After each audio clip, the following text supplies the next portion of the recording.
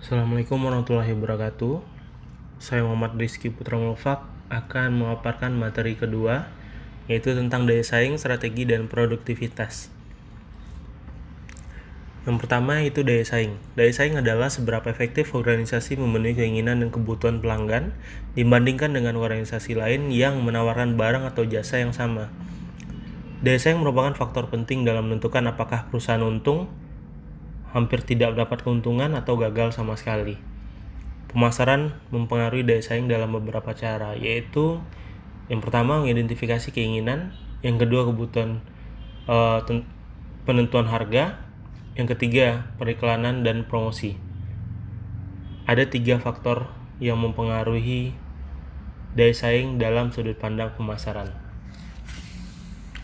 Identifikasi keinginan sendiri yaitu kita harus memahami apa jenis produk dan bagaimana model produk serta harga produk yang diinginkan oleh konsumen kita.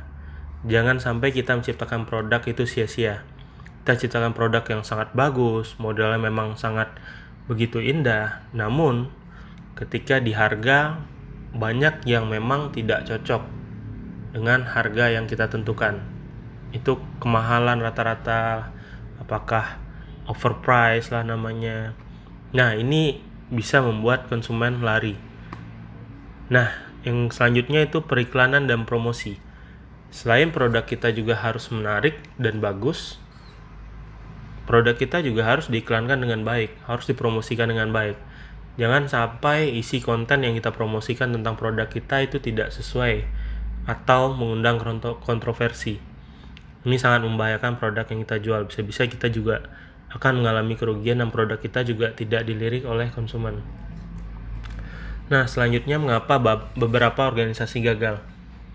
Alasan utamanya adalah yang pertama, terlalu banyak menekankan pada kinerja keuangan jangka pendek. Rata-rata perusahaan-perusahaan pemula itu mementingkan keuntungan sebesar-besarnya, dan dia tidak memikirkan keberlanjutan dari produk yang telah dia ciptakan, yang telah dia produksi itu. Dia hanya memikirkan bagaimana dia mendapatkan keuntungan sebesar-besarnya dan tidak mementingkan bagaimana keberlanjutan dari produk yang telah diproduksinya, apakah akan berlanjut lama dan berlangsung lama keuntungan yang besar itu atau tidak. Dan bisa-bisa produknya ke depannya tidak dilirik lagi karena kemahalan gitu. Gagal mengambil keuntungan dari kekuatan serta peluang.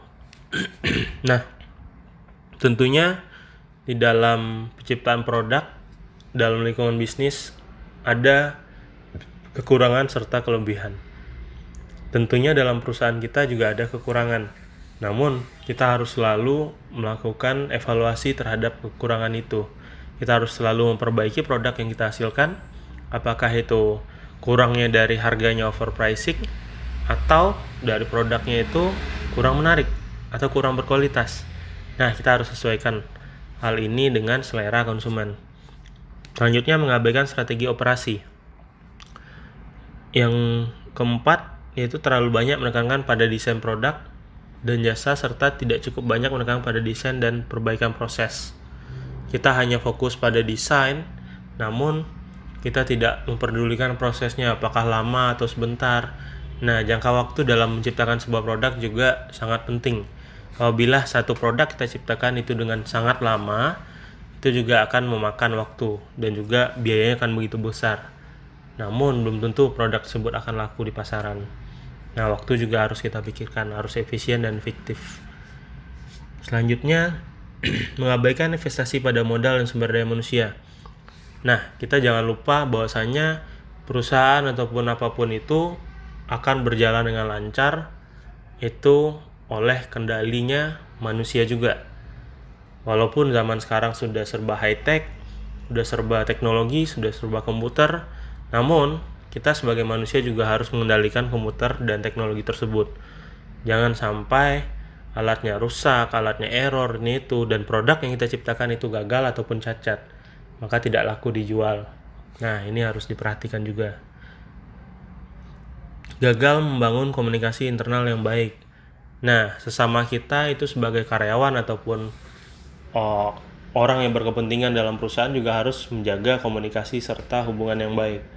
Karena Apabila tidak menjaga komunikasi yang baik atau hubungan yang baik sesama kita, maka dalam perusahaan juga tidak akan ada yang namanya teamwork.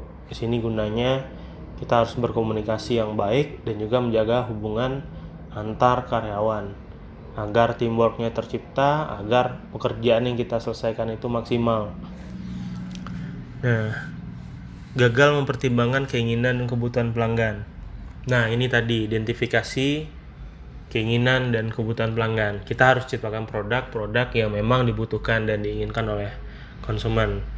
Kalau tidak, itu tidak akan dilirik oleh konsumen nantinya. Strategi.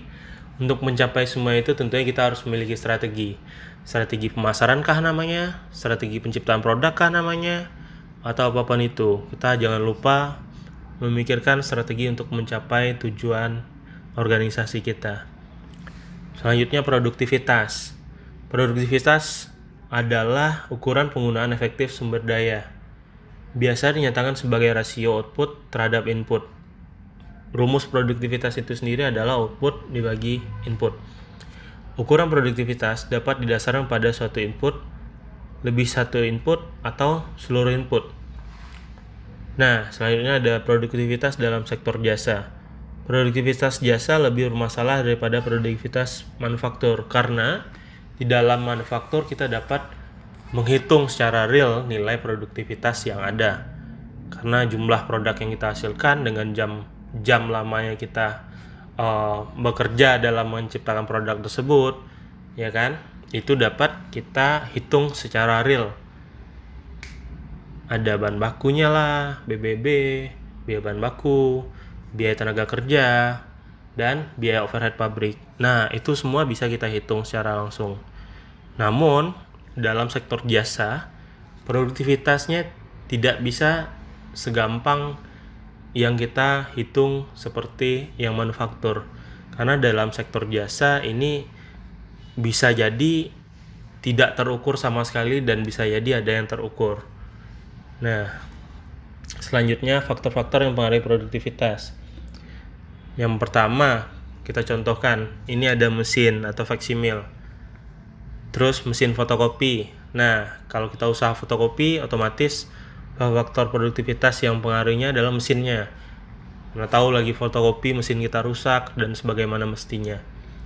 Nah, selanjutnya internet.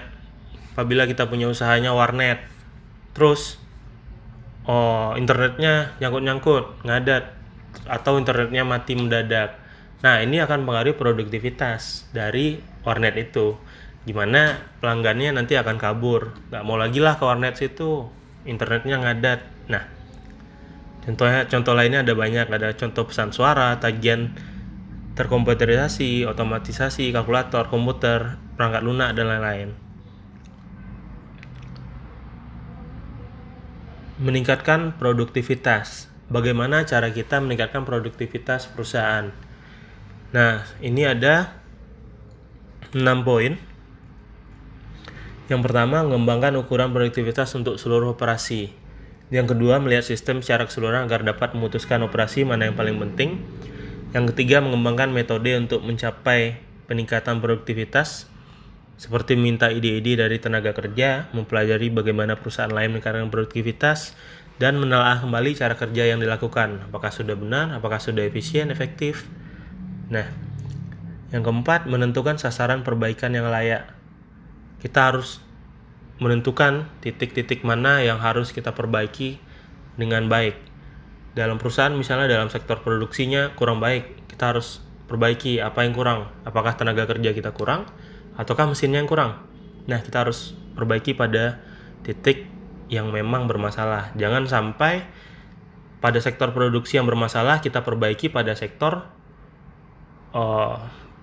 pemasaran. Itu juga nggak masuk nantinya. Kita akan membuang biaya secara sia-sia. Yang kelima, menjelaskan pihak manajemen dukung dan mendorong peningkatan produktivitas. Itu pasti. Pihak manajemen tentunya harus mendukung dan mendorong dalam peningkatan produktivitas. Dan yang terakhir, mengukur perbaikan dan mengumumkannya. Nah, ketika kita memperbaiki suatu sistem yang ada, apakah itu dalam produksi, ataupun dalam pemasaran, ataupun iklan, kita tentunya mengeluarkan sebuah anggaran. dan ini harus dipantau apakah memiliki feedback yang baik atau tidak. Sekian, terima kasih. Assalamualaikum warahmatullahi wabarakatuh.